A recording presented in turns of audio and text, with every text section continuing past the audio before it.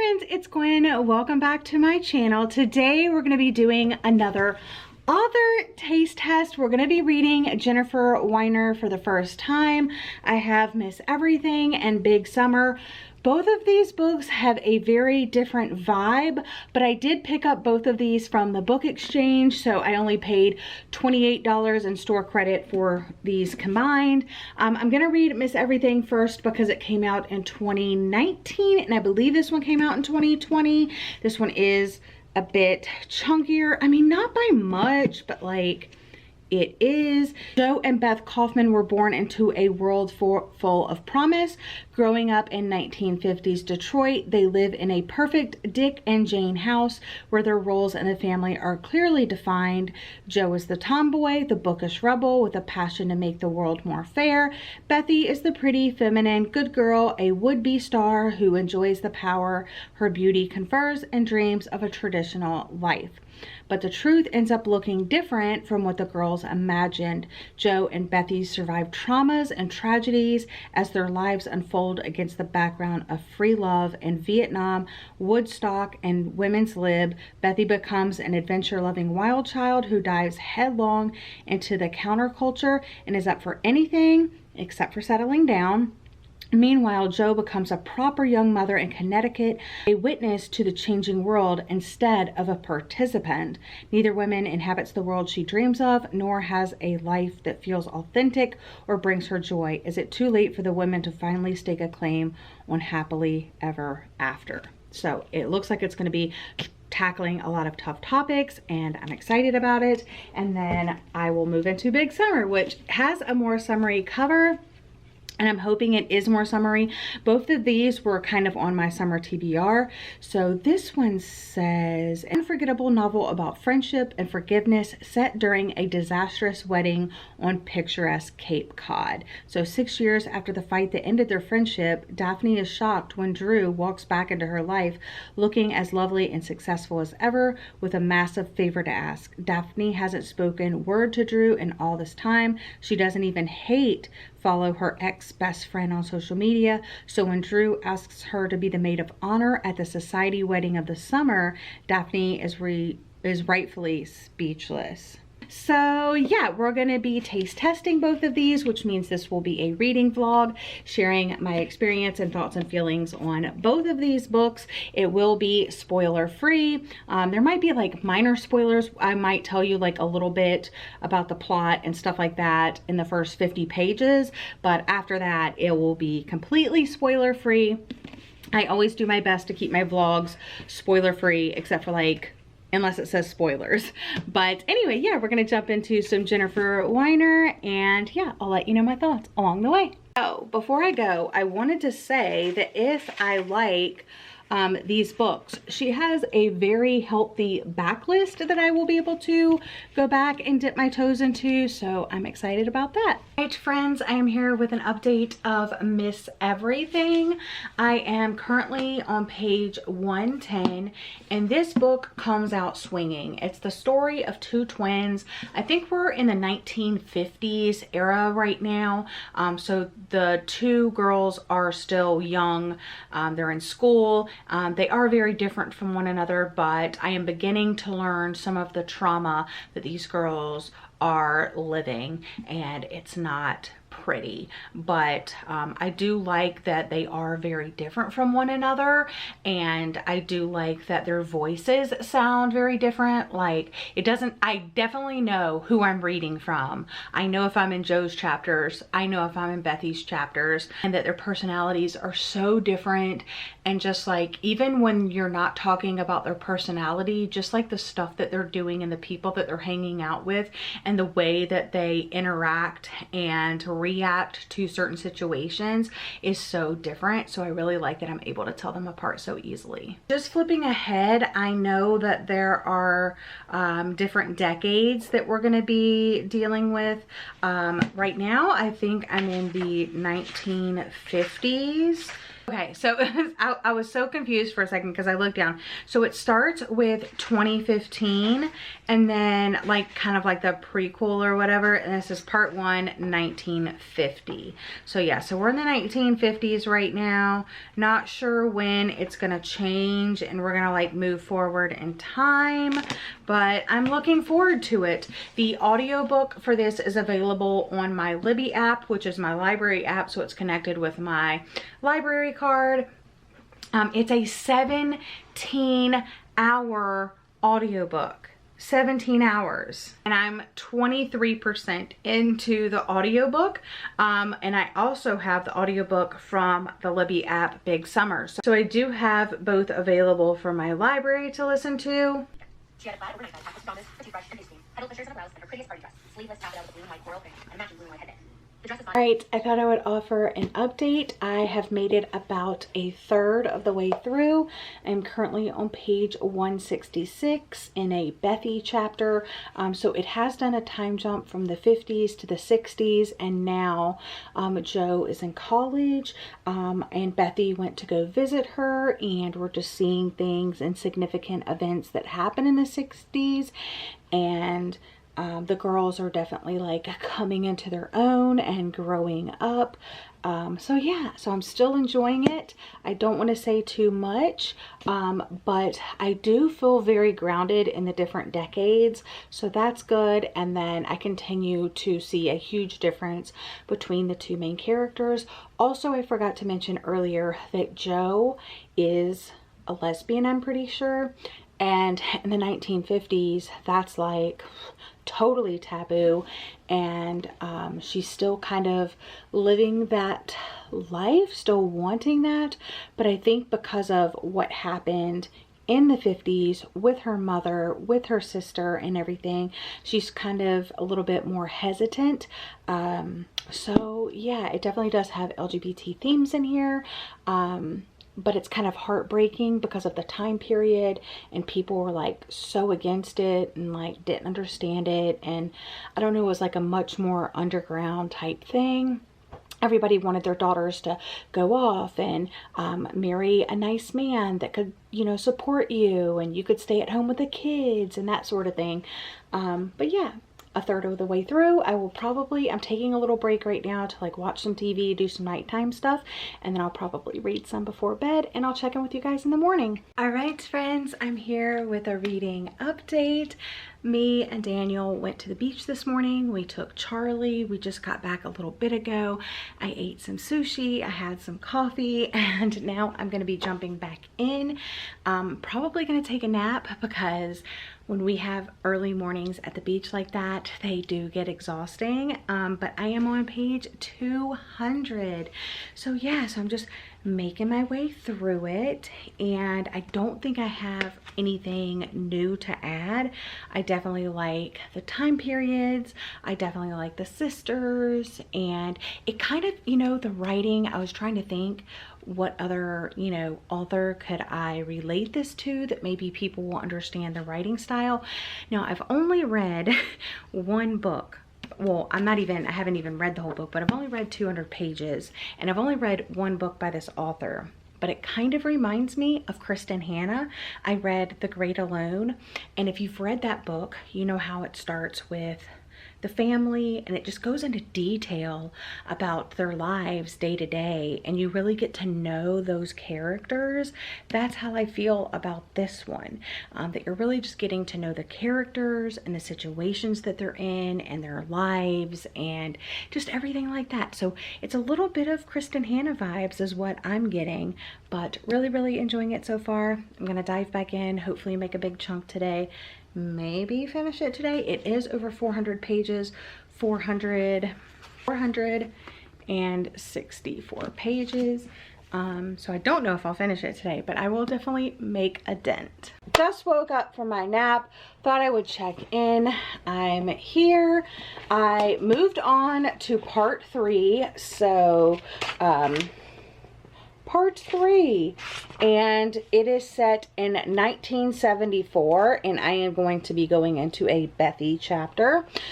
So I feel so bad for these girls. I feel like Number one, it's a product of the times, but also just like, what crap, you know what I'm saying? So freaking unfortunate, but I'm glad that the sisters so far have really been there for each other when they've really needed it, because another trauma happened, and it was just pisses me off so bad. I think this would be a good book to talk about spoilers when you're reading it, because so much is happening. But since I'm not doing spoilers, anyway, so we started in the 50s, we moved to the 60s, now we're in the 70s, so I think the girls are, you know, out of college, kind of adults now. Yeah. There's some traveling in here. There's sex, drugs, rock and roll. There's lots of, you know, traumas, and I don't know. It's just, there's so much going on in here, but I don't want you guys to think that, I don't know, this is like one of those books where there is a lot happening, but it's not like super plot heavy. It's more character heavy, and like how the characters react to the things that they're doing, the sisters' relationship with each other, their relationship with their mother, because they both have a very different relationship with their mother, and they both seem to have had a different relationship with their father, although we don't get to see that much because of, you know, events that happen. Yeah, so I think it's just basically like their life. And so in that way, it kind of reminds me a little bit of A Little Life by Hanya Yanagihara. How that book was really sad and dealt with a lot. This book also deals with a lot, but we're seeing them over the passage of time. I think A Little Life is over 40 years or something like that. And not trying to spoil myself, but when I was just like flipping through it, let me see if I can find it, 2022. So in the future, a lot of time. That's 70 years. So wow, you know what I'm saying? Because they were already, I don't even know how old they were when it starts. The four Kaufmans, so the mom and the dad and Bethy and Joe, are standing on the curb in the front of their new house. So it's right when they move into that house, with its red bricks and white aluminum awning, the front door and the steps and the mailbox on the curb, the cherry tree in the backyard and the maple tree in the driveway, the carport in the basement, and the attic you could reach by a flight of stairs that you pulled down from the ceiling. All of it belonged to the Kaufmans. So it's like a castle, said Bethy, her little sister. Bethy was 5 years old, chubby and cute with pale white skin and naturally curly hair. And Joe was a couple of years older than that. How old Joe was, but a few years older than Bethy. So Bethy is 5 in 1950. Let's say Joe is 9 or somewhere, you know, between like 5 and 10. Yeah, so definitely going to see the passage of time. Very much enjoying it. The writing is really good. It really immerses you into the characters and the decades and all of that. I will finish this up, or not finish it up, but I will make more progress, and I will definitely update you guys.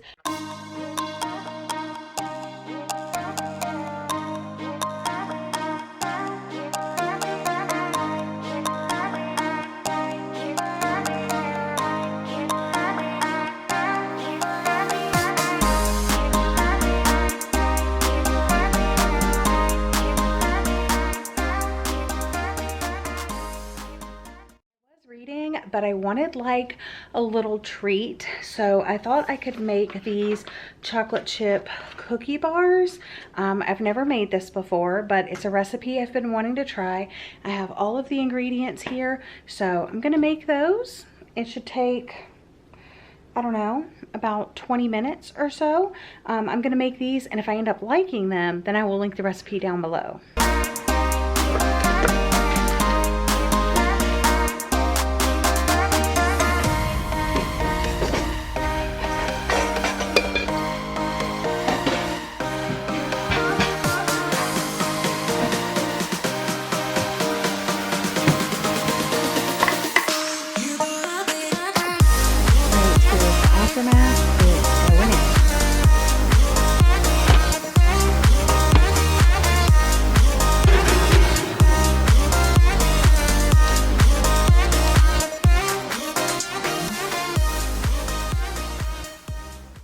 I wish you guys could smell this because it smells so good.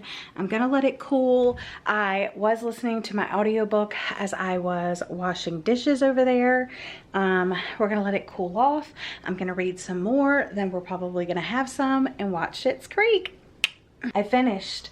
I'm going to be putting the dust jacket on, but I wanted to go through some trigger warnings, content warnings for this book, because I always try to include those in my written reviews, and I just posted my review on Goodreads and the Storygraph. So trigger warning, content warning for homophobia, rape, sexual abuse, mental and physical, sexism, eating disorders, and more. Yes, there was a lot. Let me put the dust jacket on, and then we will chat about my final thoughts.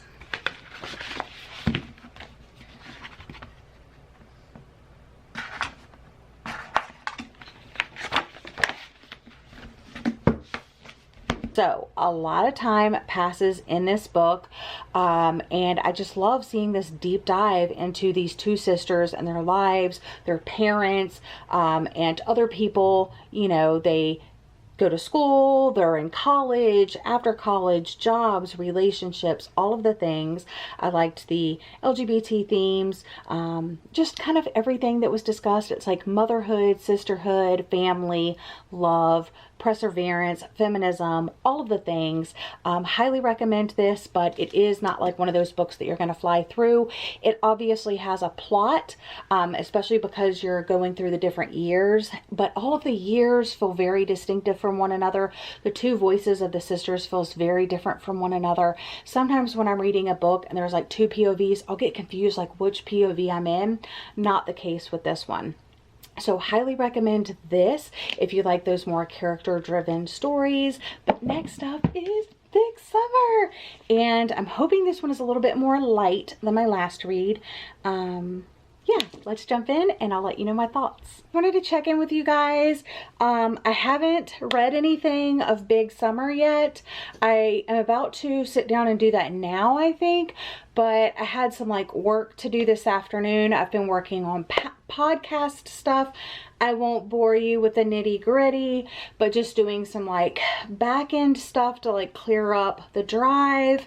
Yeah, so that went well. It's still in the process. I still have more to do, but I made progress. I had to do a return for Amazon, so I went to Kohl's to do that. Then I went to Walmart, then I went to Target. And at Target, I got a new swimsuit and I got 2 books. So I wanted to show you my swimsuit though. It's so freaking cute. So it's just this blue and white striped bikini. And then the books that I got Falling by T.J. Newman, which is a new release. It's a thriller. It has a very short synopsis right here. It says, you just boarded a flight to New York. There are 143 other passengers on board. What you don't know is that 30 minutes before the flight, your pilot's family was kidnapped. For his family to live, everyone on the plane must die, and the only way the family will survive is if the pilot follows his orders and crashes the plane. Enjoy the flight. So that is that one. And then how fitting that I got Jennifer Werner's new summer release that summer. And this one, it says, comes another timely and deliciously twisting novel of intrigue, secrets, and the transformative power of female friendship. So yeah, I don't think I'll be reading this in this vlog because I actually want this vlog to be ready and scheduled for while I'm on vacation, and I might actually take this book on vacation with me. Yeah, but I got these 2 books. I got a really cute bikini and I just wanted to share. I wish I had a reading update. I don't. I should have started Big Summer earlier today, but it is now 8:30 at night and I am finally ready to sit down and read some, but I'm sure shortly I'll be interrupted to watch some Schitt's Creek. Not that I'm gonna mind that, but I do want to start this book tonight because I only have a few more days before I leave for vacation, and tomorrow morning I have a dentist appointment. Good morning, friends. It is very, very early, but I wanted to do a check-in. I am on chapter 3, page 41, so I didn't get to read quite as much as I wanted to, but I have an early morning dentist appointment this morning, and then I have a return to make at Target, and then I am going to come home and hopefully make a huge dent in this. I don't really have anything else going on today, so that sounds like a good plan to me. I think that's it. All right, friends, I am finally here with an update on Big Summer. I'm about to dive back in. I made it to chapter 6, page 91. So I'm almost at the 100-page mark. So I just wanted to give you my basic thoughts on what the story is about. So we're following an influencer, a plus-size influencer, Daphne, who is getting the opportunity to work with this brand who makes a plus-size body look and feel amazing. And she has been invited by an ex-friend, an ex-best friend of hers, that kind of did her pretty dirty, to be a part of her wedding. And it's like this destination wedding, and Daphne agrees to do it because it will be a really good opportunity to take the pictures and content away to a nice locale to like for shooting and stuff like that. Yeah, it's just basically about Daphne. There's a lot of like influencer talk about posting pictures and what it's like, and working with, you know, brands and just what it's like to be plus size. I haven't really read too much. The very beginning is she's meeting with the person that designed the clothes that she's going to work with, and then it kind of flashes back to what happened to her and her friend, I guess when she moved to this town, like when she was in high school or whatever.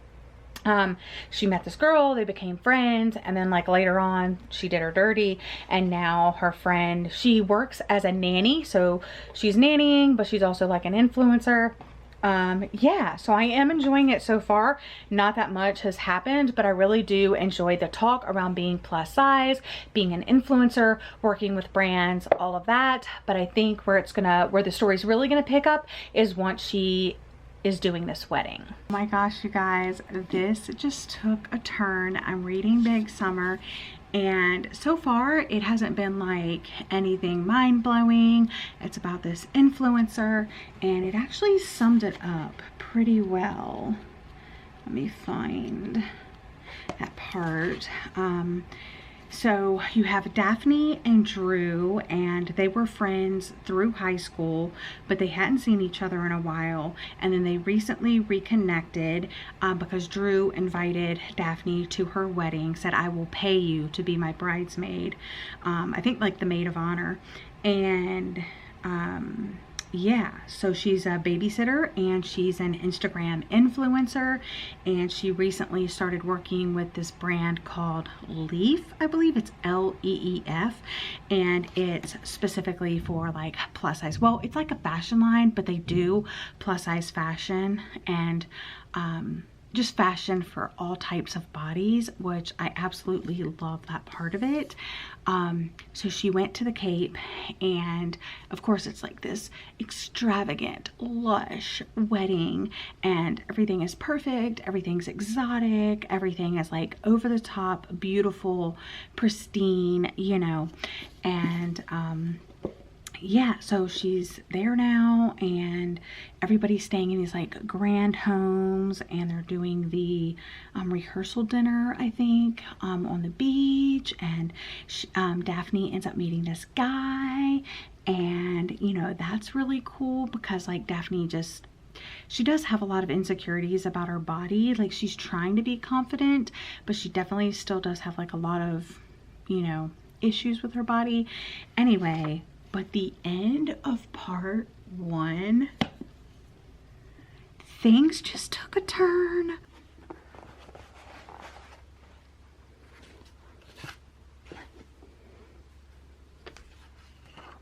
All right, friends, we have come to the wrap-up portion of this video. Just finished Big Summer by Jennifer Werner, and just to get it out of the way, I did enjoy the writing style of her. Her stories are very different. I think she is an author that likes to go into a lot of detail and concentrate on characters. I will be reading more from her. I just picked up That Summer at Target the other day. I think I showed that earlier in the vlog. But yeah, this is her new release, and I'm really excited about it. I already shared my thoughts on Miss Everything, and now it's time to share my thoughts on Big Summer. And I'm stalling because I don't know. It's like, I like it entertainment wise, great, but when you really look at like the execution of the story, it did definitely get a little sloppy. There were a few things that stood out to me, things that got repetitive, things that turned into I don't know, the first half of the book. Remember when I checked in and I was like, oh my goodness, things just took a turn, it's getting crazy up in here. The first half was more about friendships and toxic friendships, and I love reading about that. That's so entertaining to me, and the way that she writes characters is just, you just really want to get to know them, and they feel like, characters feel so different and so unique and intricate. I don't know how else to say it, but at the halfway mark, the pacing and the genre kind of flips on this one. It turns more into a mystery, I'll say. And I don't know much about this author, obviously. These are the only 2 books that I have read, but it seems very different from what I have seen other reviewers talk about. Like, it's not her typical genre, and just the pacing and some of the conveniences, but I also kind of liked it, you know what I'm saying? So it's kind of hard. I'm definitely gonna have to sit with my thoughts and like come up with a star rating. I almost just want to give it a 3, because a 3 to me means I liked some things, I didn't like some things. What I did like about it is I did like Daphne was a plus size influencer.